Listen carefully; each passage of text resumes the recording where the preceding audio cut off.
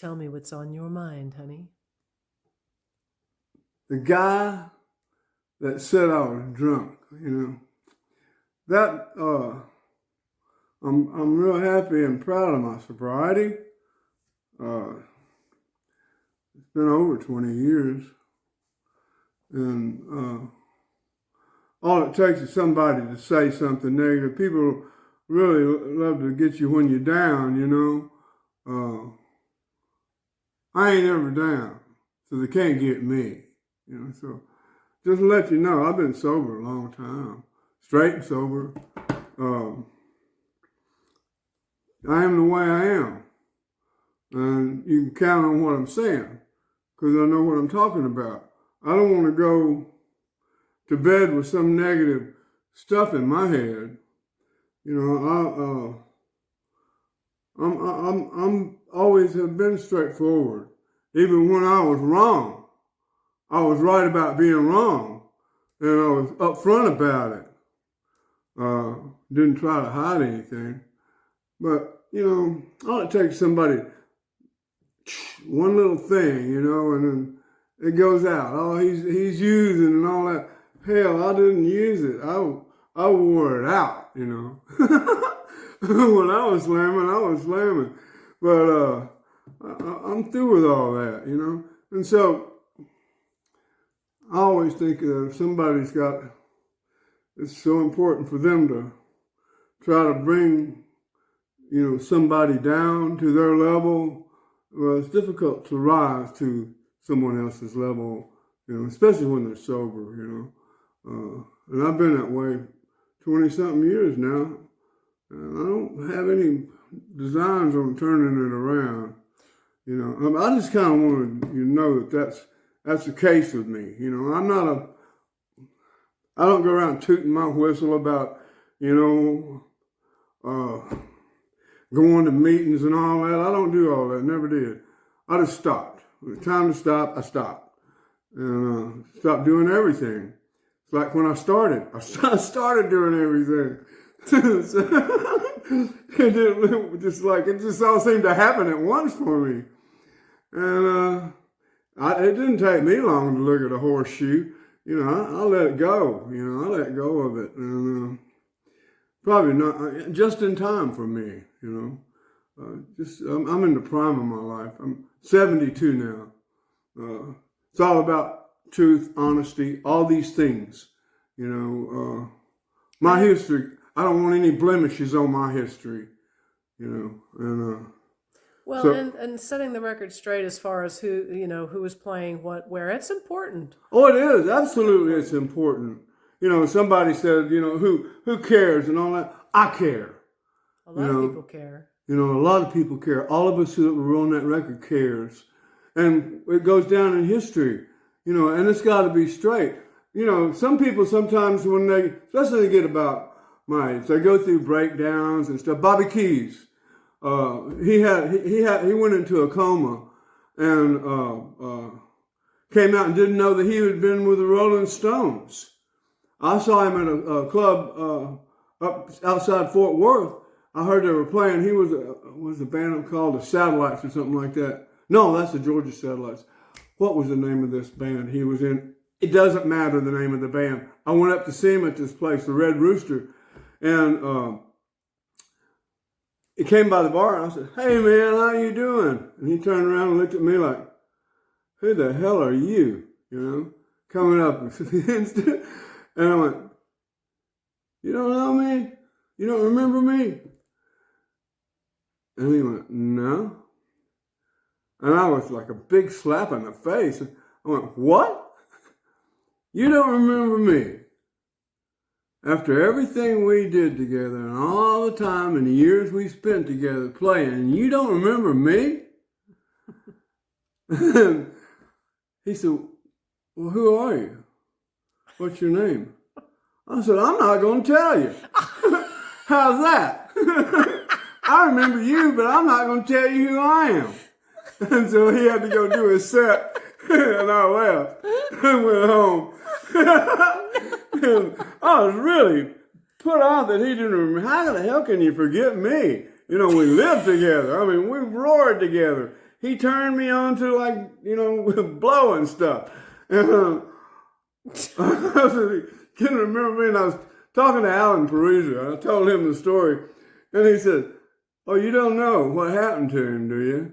I said, "What?" He said he went into a coma, and he came out and he didn't know who he was. I said, "Oh no, man, that's so bad." But anyway, I hooked up with Bobby sometime later, you know, and yeah, he said that's what happened to him, you know. But anyway, I just want everybody to know, you know, what's going on with me and why, you know, I am the way I am, and I got a lot going on between my ears at all times, for real, you know, painting and, you know, music stuff and just getting on with life. That's, you know, and when I was with Eric Clapton, when we started out, when I was with Eric and was with George, there wasn't a bunch of drugs being done. That just wasn't happening in the beginning. We did All Things Must Pass session. Now, there was nothing. Everybody had total respect for George.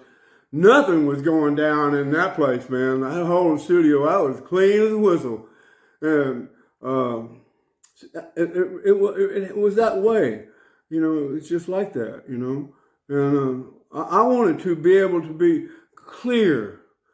I mean, can you imagine working with Eric Clapton and George Harrison and Ringo Starr and not knowing? Billy Preston, man. But working with all these great people, and I wanted to remember and know everything. So I was clean as a whistle. You know, my decline didn't start until mid-Dominoes, you know.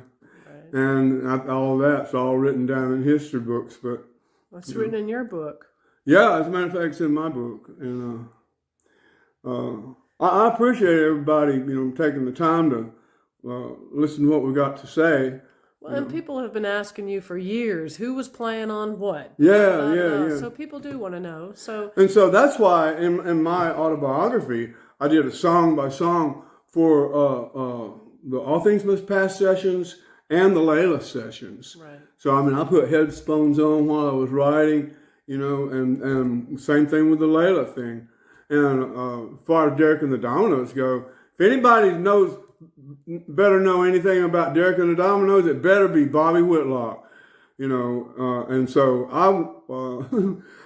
I got all of the bootlegs. There was over 50 that were sent to me, and I went through each and every one of them because I wanted to know. And when I listened to them, I remembered that moment. I remembered all of those moments.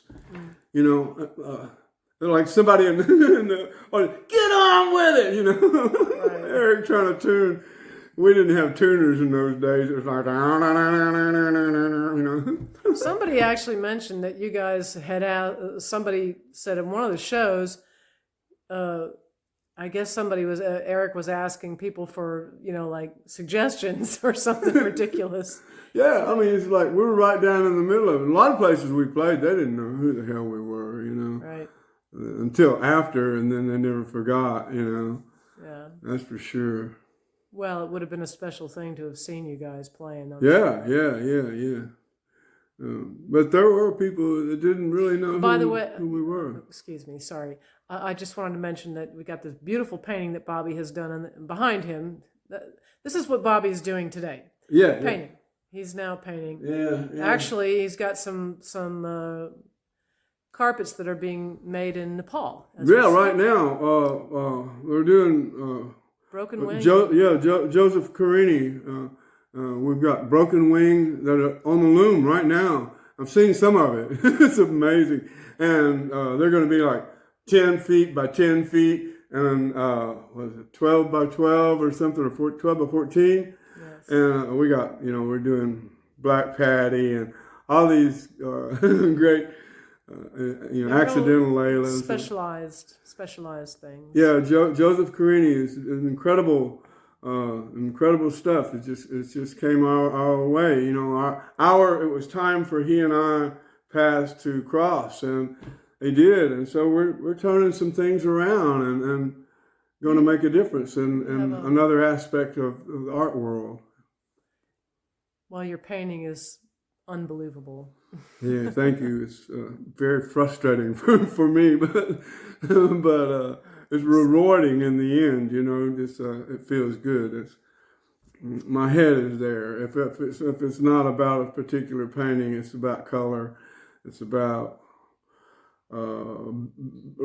trying to stay out of my own way, you know, and be the instrument so this thing can work through me and for me and as me. And if I can just step back and let go, things like that happens, you know. It happens all at once too. It's not like, well, this is going to be a 2-week venture here. No, And you just started. hang on. You know. started painting. It'll be 3 years this March. Yeah. And a whole lot of paintings. I don't even know. I really stopped counting at 1,000. And then the other day I went over to one of my storage units. I got 2 storage units full. And one of them had exactly 250 paintings, all big paintings like this, you know, and some of them larger. And then my other storage units probably got well over 1,000 paintings in it. You got near enough 2,000 paintings Closing in probably somewhere like that. I in don't 3 know. years. I do it all the time because that's what I am now. I'm a painter, Yes, you are. you know, and I'm honored to be that and humbled by the internal presence that I have and experience. I'm grateful. I would like to say too that anybody who's putting, unpleasant comments, you know that there's something going on with them. It's not you. It's them. So Yeah. they don't mean anything by it. It's just there's something going No. on. I can't help anyone, and everybody has to help themselves. We can set examples, you know, we can be an example for someone, but we can't do anything for anyone. Everybody has to, you know, take care of themselves. And I just want to be upstanding, straightforward, and forthright, and honest about everything I do, and truthful about my every moment. You know, live in the light. You know, and we are all that. You know, you just have to let that light shine.